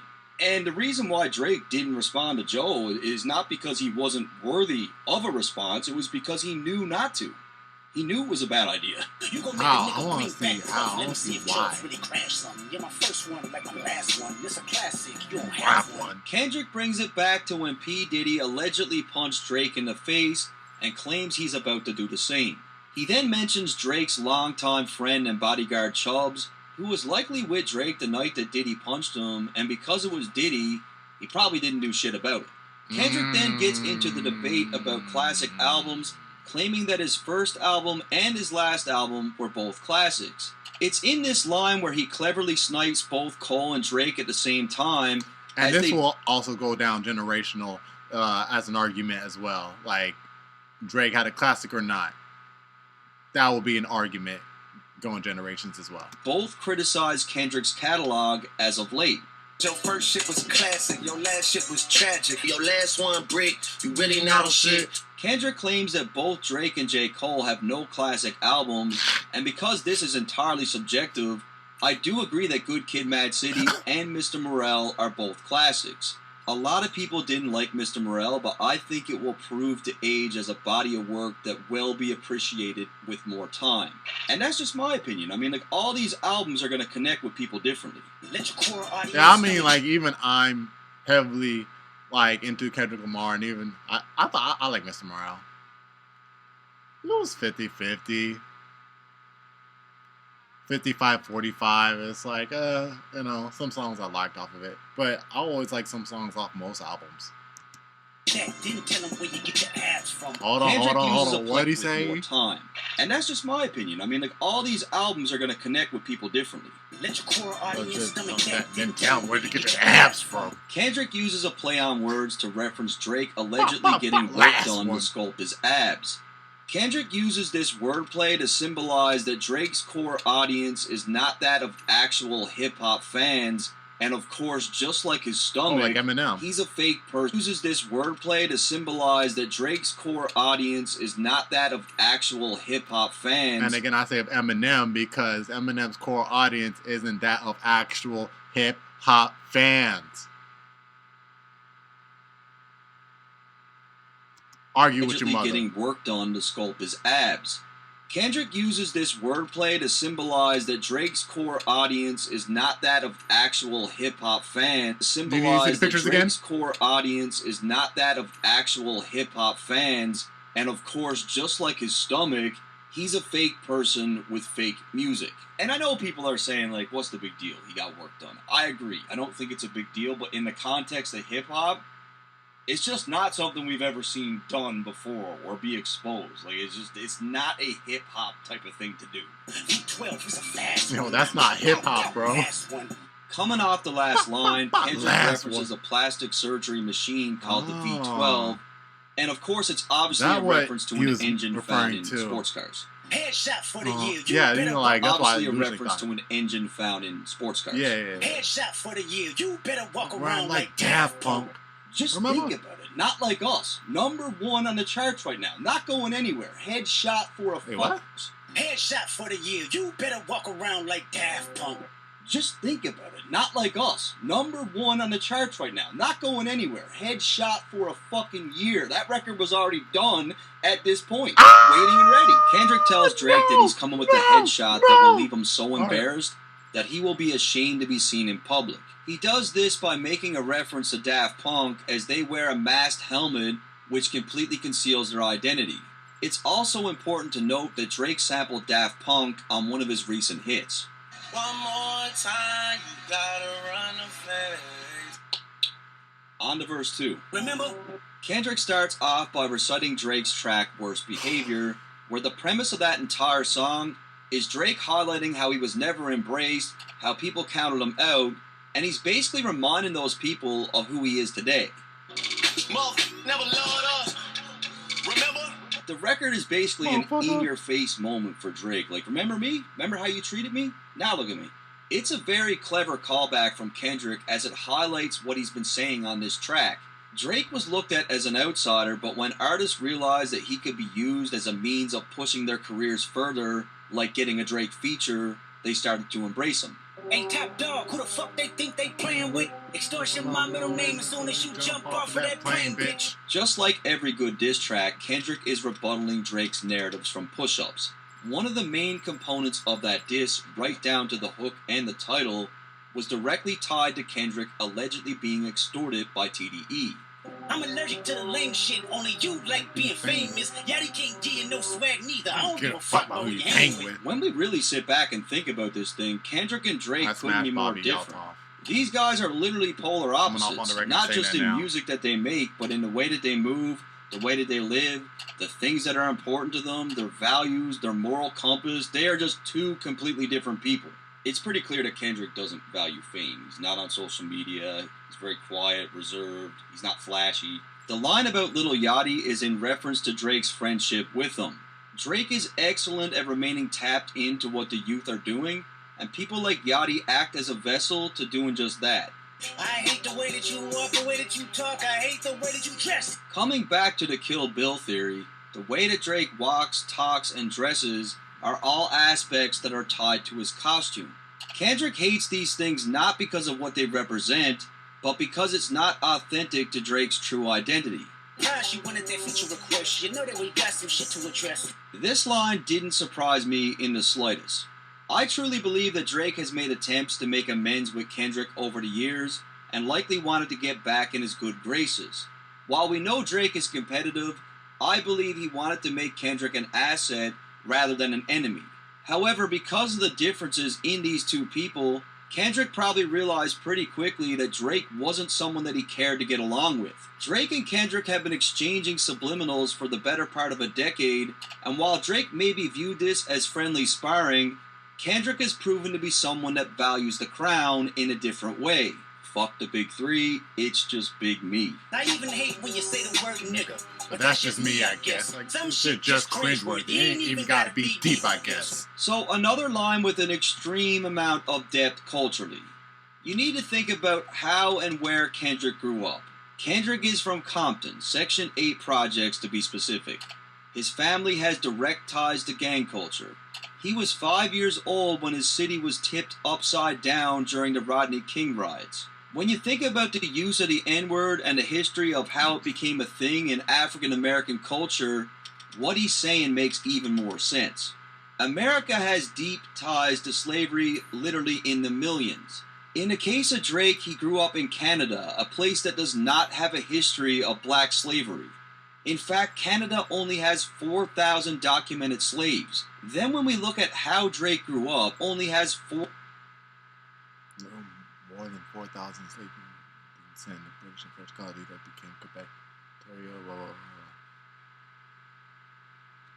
4,000 documented slaves. Then when we look at how Drake grew up, being raised in an affluent white neighborhood, going to very good schools, it's 100% clear that the white neighborhood going to very... Damn! Very good schools, it's 100% clear that the N-word wasn't something that he heard being used. He didn't hear it from his mother's family, he didn't hear it from his friends, he didn't hear it at school. It just wasn't intertwined with his upbringing. Basically, there came a day in Drake's music career where he decided that he was going to start using the word. It isn't a natural thing for him, and it never was. Kendrick looks at Drake's use of the N-word just like the other aspects that make up his costume. This is not even up for debate. Like, it doesn't take a brain surgeon to tell you that that word clearly doesn't fit. Word, just like the other, and it never was going to start using the word. It just wasn't intertwined with his upbringing. Basically, there came a day in Drake's music career where he decided that he was going to start using the word. It isn't a natural thing for him, and it never was. Kendrick looks at Drake's use of the N-word just like the other aspects that make up his costume.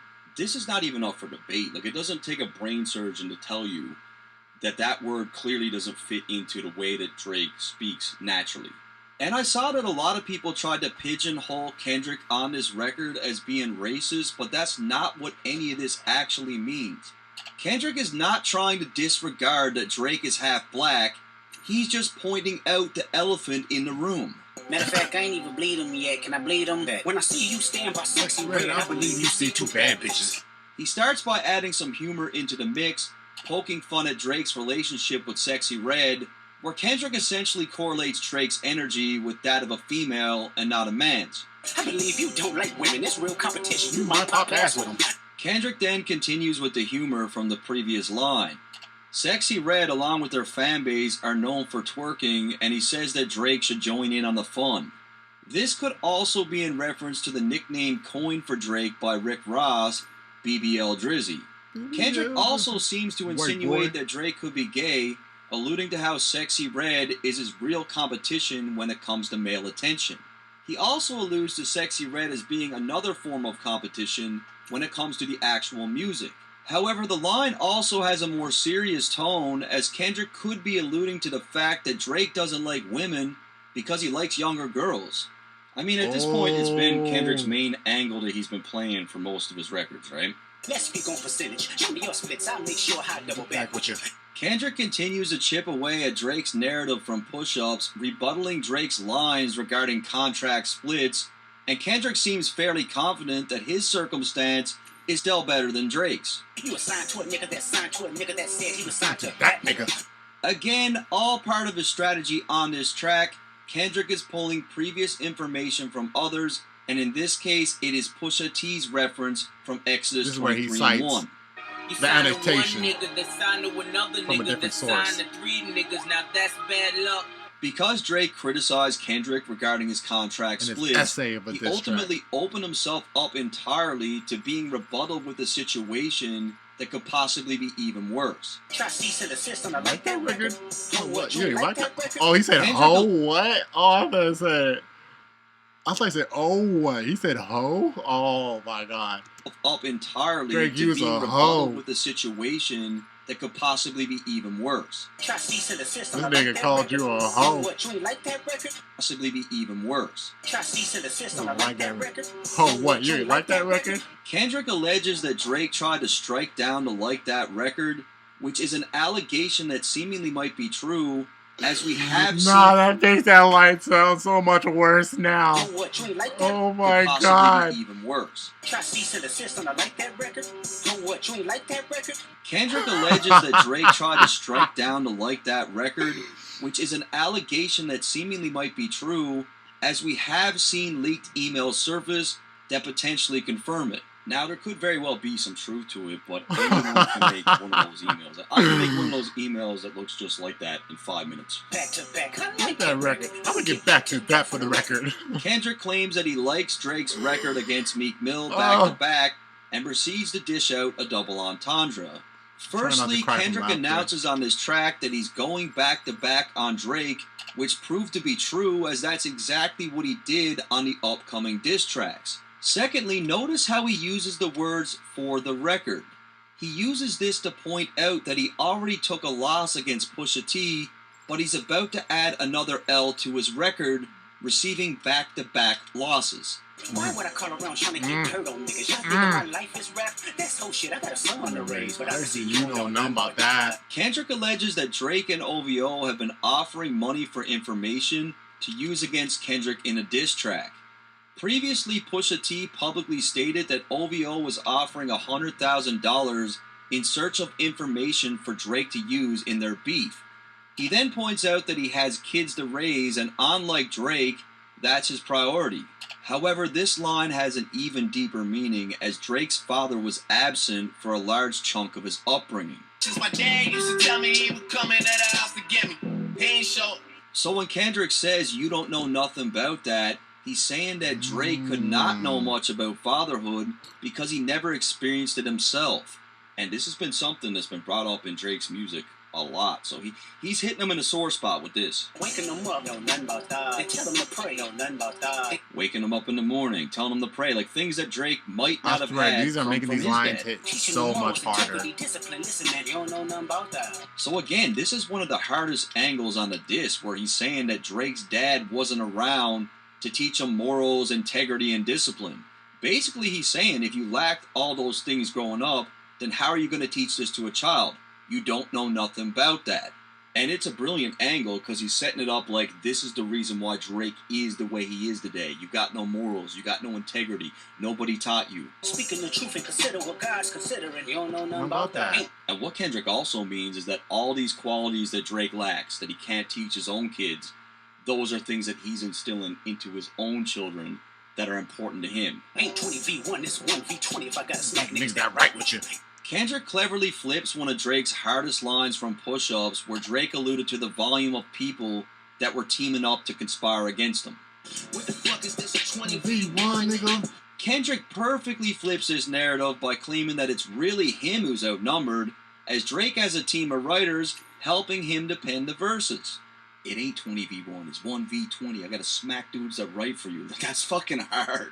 Yeah, bring him out too. I clean him out too. Tell Beam that he better stay right with you. Kendrick alludes to the multi-talented artist Beam, who is known for writing for artists like Beyonce, Justin Timberlake, and even appears on the writing credits for Drake's track Rich Flex.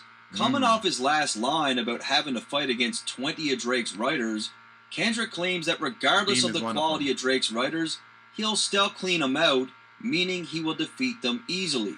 Am I battling ghosts or Nigga feeling Joel Austin. Funny he was in a film called AI. My sixth sense told me to off him. These bars have quite a bit of depth and cause a lot of confusion, and I'm going to try to clear it up. Like, what that actor from The Sixth Sense called Joel Austin? It was called Joel Osment or something like that. Up here. In the first line, Kendrick asked the question if he is battling Ghost or AI, which feeds into his previous lines about Drake having ghostwriters. However, battling Ghost is also in reference to Drake using an AI to... Wait, so what... Okay. Hypothetically, what if ghostwriters wrote that that Drake diss track using Tupac and Snoop's voice as AI for an AI or whatever? What if a ghostwriter wrote that song and say to use it as Tupac? Am I battling ghosts or AI? Oh my god. To diss Kendrick, and Tupac has been dead since 1996, so he is quite literally a ghost. He then makes reference to a famous but alleged corrupt pastor, Joel Osteen, who was accused of both using AI and ghostwriters to pen his books and sermons. It's also important to note that Joel Osteen is riddled with plastic surgery, which could be a reference to the work that Drake had done himself. However, it gets even deeper when you find out that Osteen's church was once caught in a child abuse scandal. One of Osteen's volunteers was accused of doing this, And due to the narrative that Kendrick has levied against Drake's camp, this could also be another reference to just that. He then claims that Joel Osteen was in a movie called AI, which is actually incorrect, as it was a child star, Haley Joel Osment. It's unclear if this was intentional or a mistake, but I believe that Kendrick just simply used the name Joel to connect the two people. We then find out that the two Joels are even more connected, as Haley Joel Osment starred in the movies AI and The Sixth Sense. The line contains even more depth when we look at the fact that Haley Joel Osment's character could see and connect with ghosts in the movie The Sixth Sense. This ties perfectly into Drake's AI Tupac gimmick, because without being able to talk to ghosts, only Drake can, like, well, basically in that movie, only that child actor, Haley Joel Osment, or whatever, could see ghosts. Only he could see the ghosts. Drake has Ghost Riders, meaning that, like, you know, we can't see which riders he has, but only he can and his crew, I'm pretty sure. But, you know, they're still almost like Naruto, Pain, and all that. You know, they all had the eyes that saw the same thing, you know what I'm saying? Just different viewpoints. Yeah. could he really know if Tupac approved of what he was doing? That line is also crazy. Yeah, OVO niggas is dick riders. Tell them run to America to imitate heritage. They can't imitate this violence. So, following with the theme of Drake being an outsider, in this line, he's not just aiming at Drake, but at Toronto as a whole. Run to America, they imitate heritage, is Kendrick basically saying that the people of Toronto attempt to imitate LA gang culture. As you'll see in the upcoming lines, Kendrick is mocking Toronto gangs for being imitators of LA gangs and saying that they aren't a threat. And Drake showed a lot of disrespect to the West Coast with the AI shit, and now Kendrick's flipping that, dishing it back to him, hitting his city. Don't speak on the family, Crody. You can get deep in the Family, Crody. Kendrick doesn't appreciate Drake speaking on his family, as he did just that on the Push-Ups track, where he made suggestions regarding Kendrick's wife, Whitney. He then uses the term Crody, which is another major cultural reference. Crody is a name flip on the term Brody, which is a slang term derived from African culture. Brody is simply short for the term bro or brother, which are terms of African vernacular dating back to the early 20th century. Terms of African vernacular. Oh, dang, he's typing these so fast. Short for the term bro or brother, which are terms of African vernacular. Earliest in African American language usage in the southern United States, early examples of British English seem to have arisen independently. Perhaps it's public school slang. Public school slang? What the fuck? Dating back to the early 20th. Okay, how the bro became white. In an earlier time, the term bro was actually used to refer to African American men. Today, it's a term that refers to beer-chugging frat boys in Abercrombie cargo shorts. Okay. But it was still public school slang. The good folks at Oxford explain how this happened. Century. However, in the last 4 or 5 years, the term Crody has began to surface in Toronto gang culture and eventually became more widespread amongst the people of Toronto itself. Even Drake started saying it. Crody, turn me up. So Kendrick is really trying to drive two things home here. One, Drake is again stealing from a culture that he has little to no connections with. And two, Drake is now using gang vernacular, something else he has no ties to. And Drake also has a cat that's named gang vernacular, something else he has no ties to. And Drake also has a cat that's named Crody, so he's pretty much calling Drake a pussy. I be at New Hong King eating fried rice with a dip sauce and a blammy, Crody. This line is extremely clever and has a cat that's named Crody, so he's pretty much calling Drake a pussy. I be at New Hong King eating fried rice with a dip sauce and a blammy, Crody. This line is extremely clever and has more depth than what people believe.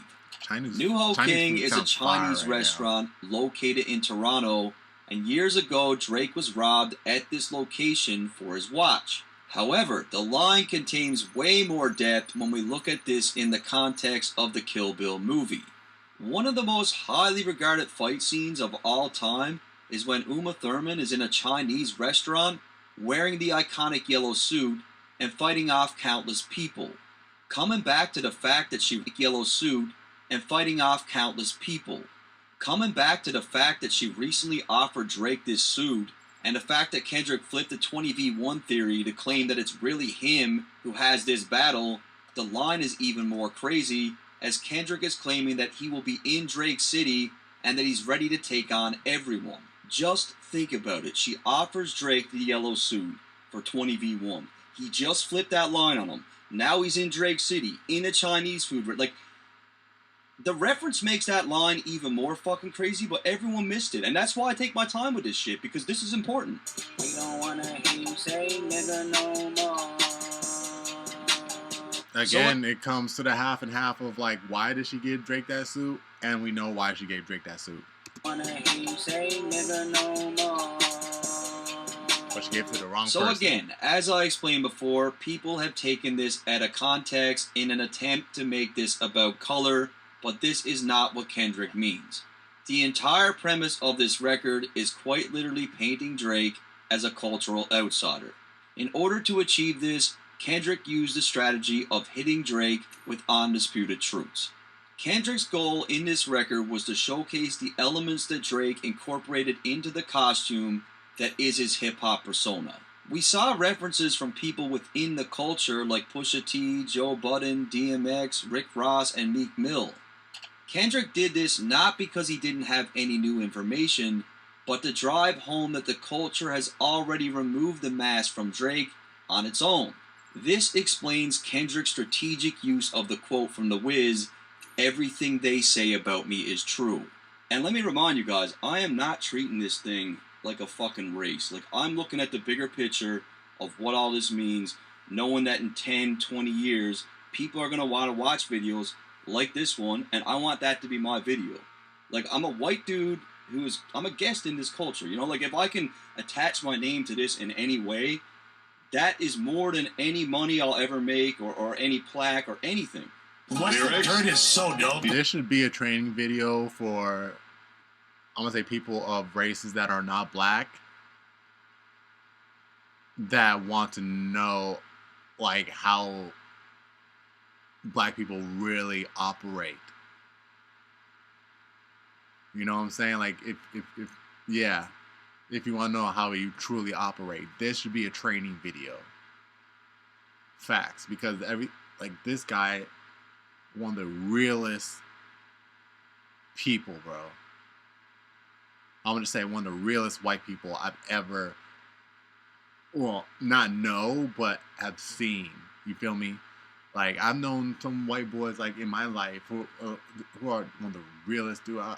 They are true niggas to the core because, and I mentioned this in a couple videos, but fuck it. You're watching this one, you haven't seen those other videos, I might as well say, also because I don't remember which videos I said it in. There's some white people that, like, are truly black. You know, they grew up in black neighborhoods, you know? But they are so self-aware to know that they are not black, but they, speaking of, like, he, because I know there are more white people like him out there, he doesn't need to say nigga. He doesn't need to say it, you know? He changed my perspective so much. He mind shifted my mind. He mind fucked me so much because it's like, bro, he was a nigga. He was an Oreo. You feel me? White on the outside, black on the inside. Like, this nigga was us, just white. But he didn't need to say nigga just to be, like, you know, talking to us, you know what I'm saying? Just be communicating with us, you know what I'm saying? Like, he said, you know, like, basically everything besides the N-word, and the way he incorporated bro, or, you know, bro, homie, you know what I'm saying? Like, this dude never needed to say nigga, bro. It's like, it just genuinely didn't interest him to say it. But it's like, it spoke out through his persona, through his actions, you know, through his energy. It's like, yo, this nigga a nigga for real, you feel me? And, like, I swear, I've told this to some people. People would be, you know what I'm saying, some people that be around me some days, you know what I'm saying, to homies and stuff, and it's like, you know, they be hanging with me. You be like, hey, my nigga, woo. I'm like, yo, son, what the fuck's wrong with you? He's like, what, you my nigga? I can say that, you know what I'm saying? Nigga is just a word. It's like, no. Nah. And these for you that say nigga as well, you know what I'm saying? No matter what case, whether it be on the computer by yourself, you know what I'm saying, or out in public with your homies, you feel me? They might give you the pass. Okay, let's see you take that pass and go to fucking down to Georgia. If you live in Georgia, up to Chicago. If you live in Chicago, down to fucking Compton or some shit in LA or in the Bay. Come down, go up there and say nigga, and see how those black people would react to it. But you know, my homie back in Chicago gave me the nigga pass. He gave me the N-word pass. Nigga, is you in Chicago? So, I had to tell this to some homies and some people around me that just like, you know, they talk to me and they just, you know, just naturally just say it. Almost like it's just another word. Almost like it's nothing. I'm like, yo, what do you say? What? You mean kite? No. What do you say like after kite? What, my kite, nigga? I was like, don't say that. It's like, what? Like, no, bro. See, if you really feel like you can talk to me in the way you're talking, you should have enough sense to know not to say that, because it's like, bro, you don't need to say that in order to be able to communicate with me. You don't need to say that. And honestly, I'm gonna speak for me personally. I don't know if y'all other I don't know if y'all other black dudes or females feel like that out there, but so I'm gonna speak for me. I feel like you do not need to say that to me in order to have a conversation with me. I told him the same story I'm telling y'all now. I had a white dude this dude was like my brother, you feel me? Like, this dude was like, he was a nigga without needing of saying the word. So if you feel like you can hang with me, you could talk this way with me without saying it, because you don't need to say it. Like, you know, if you're that immersed in how you're saying it, then it's like, well, but still have the self-awareness to know of what you're not and how that afflicts, then of course you don't need to say it. You feel me? It's like, if you feel like you are a nigga, you don't need to say nigga, because you know you're not a nigga. But if you feel that you're a nigga, then it's like, you know, you have no need to say it because you feel it. It's like, you know, you feel that, like, you know, you're one of us. So why say it? Oh God, I swear I said it better to that one dude, just one other dude who said it, bro. Because he completely got me. He's like, all right, man. Yeah, no, I get it, bro. Cause yeah. And honestly, white dudes like him, like this guy right here, I call him a Cody. Not a Crody, a Cody, because that was my homie's name. The white dude's name, you know what I'm saying? We call him Fly White Boy or something, you feel me? Like, yeah, you know, I call them Codys. You know what I'm saying? Because that was my homie. That was the homie that changed my mind that day, that totally mind fucked me that day. It's like, bro, I never heard you say nigga, bro. You know, and we've been kicking it for like 2 years now. And it's like, why? I'm just like, never mind. Never mind. All right. I'm just like, yeah, bro. You know, like, I don't know. Like, I'm not comfortable saying it, you know? It's like, bro, I don't need to say it. It's like, why would I say it? I mean, look at me. I'm just like, forget I asked. God dang, bro. So, yeah. Like, white dudes like him are Codys to me, bro. Codys are different from other white people. Codys are white or white people. I'm gonna say people because boys and girls that hang out with not even hang out, that are raised and are immersed in our black culture, but never have the need to say nigga. Because why? Look at my skin. Why would I say that?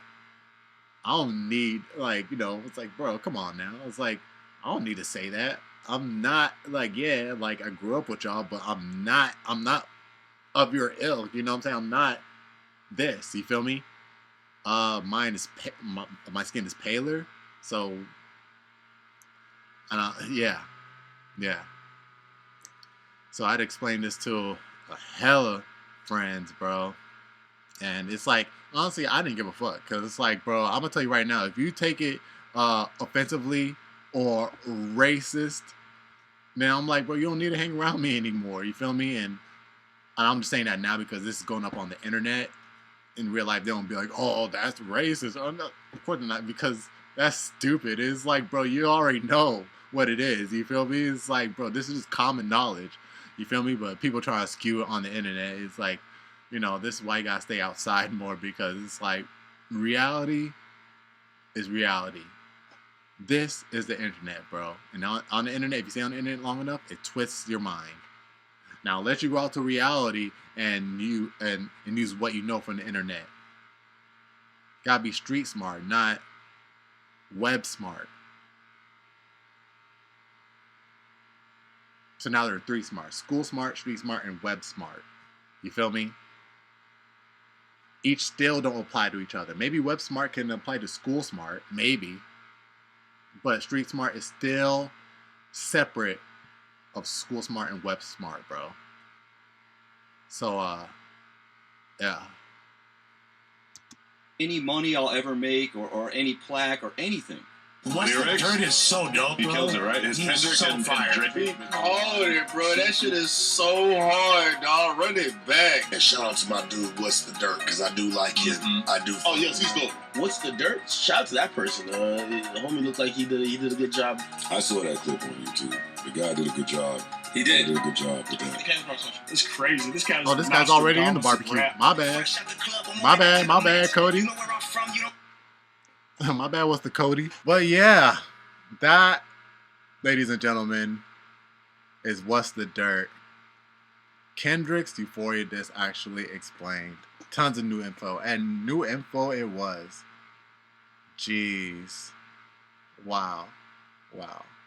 Impeccable. Like, this was colossal.